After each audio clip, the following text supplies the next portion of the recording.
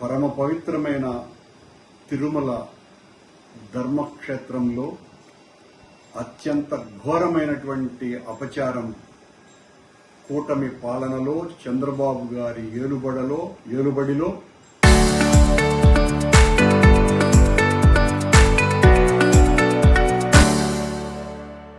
సనాతన వాదానికి కట్టుబడున్నటువంటి బ్రహ్మర్షి పవన్ కళ్యాణ్ గారి నేతృత్వంలో ఉన్నటువంటి ఈ ప్రభుత్వం నిర్వహిస్తున్న ధార్మిక మండలి సారథ్యంలో ఉన్నటువంటి టీటీడీ పాలనా వ్యవస్థలో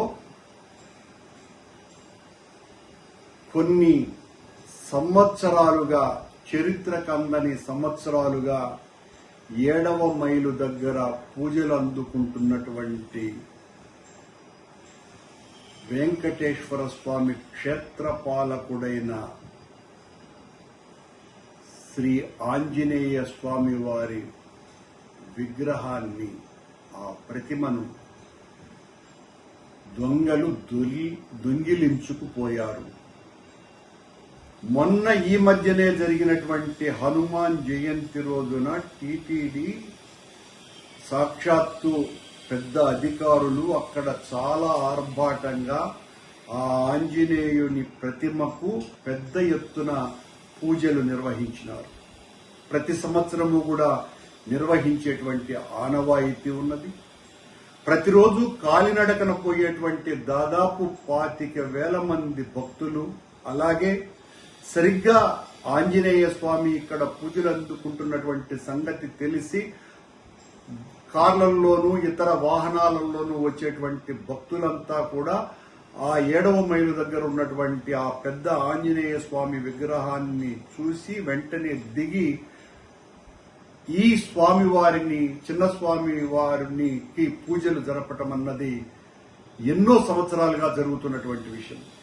నేనే దాదాపు 60 సంవత్సరాలకు పైగా అక్కడ ఆ ప్రతిమను పూజలు అందుకుంటున్నటువంటి స్థితిని, అప్పటికీ పెద్ద విగ్రహం లేదు.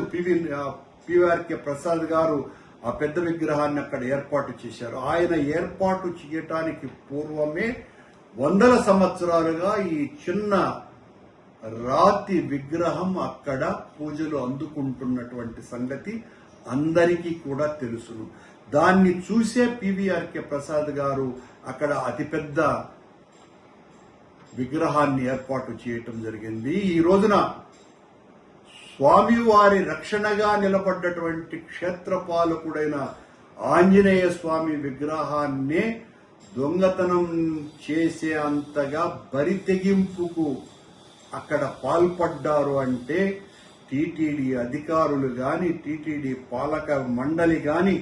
పాలక మండలి అధ్యక్షుడు గాని, అసలు ఈ రాష్ట్ర ప్రభుత్వం గాని, విజిలెన్స్ అధికారులు గాని ఎంత నిద్రపోతున్నారు. వాళ్ళు విఐపీలకు ఊడిగం చేయటానికి తప్ప స్వామివారిని దొంగతనం చేయటం ఏంటండి? అవి విజువల్స్ కూడా బయటకు వచ్చేసినాయి. ఎవరో ఒక దొంగ దాన్ని ఒక సంచిలో ఎత్తుకొని వెళ్లిపోతున్నటువంటిది. రాత్రి 22వ తారీఖు రాత్రి అంటే గత రాత్రి 2:49 ఈ దొంగతనం జరిగినట్టుగా ఉన్నది. వేలాది మంది పూజలు అందుకునేటువంటి పరమ పవిత్రమైన ఆంజనేయ స్వామి విగ్రహమే వెంకటేశ్వరునికి అతి సమీపంలో ఉన్నటువంటి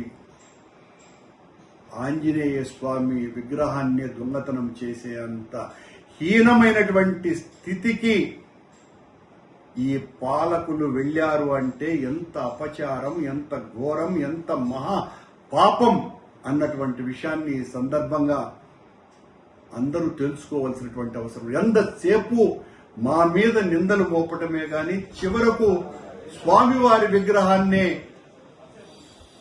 మాయం చేస్తున్నా కూడా కనుక్కోలేకపోయినారు అంటే ఏం చేస్తున్నారు ఈ పాలక మండలి అధ్యక్షుడు, పాలక మండలి సభ్యులు, రాష్ట్ర ప్రభుత్వము, అధికారులు, ఐఏఎస్ అధికారులు ఉన్నారు అక్కడ.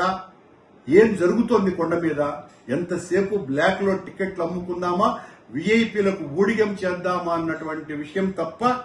ఇదిగోండి స్వామివారి విగ్రహం నిండుగా ఇక్కడ పూజలు అందుకుంటున్నటువంటి ఈ విగ్రహం ఈ రోజున దొంగతనం పోయిన తర్వాత అక్కడ ఖాళీగా ఆ విగ్రహ లేకుండా అది కూడా వెంకటేశ్వర స్వామి క్షేత్రపాలకుడైనటువంటి ఆంజనేయ స్వామి అత్యంత అమూల్యమైనటువంటి ఎంతో పురాతనమైనటువంటి విగ్రహమే ఈ దుస్థితికి చేరుకున్నది అంటే ఇంతకంటే మహాఘోరము మహా అపచారము లేనే లేదు.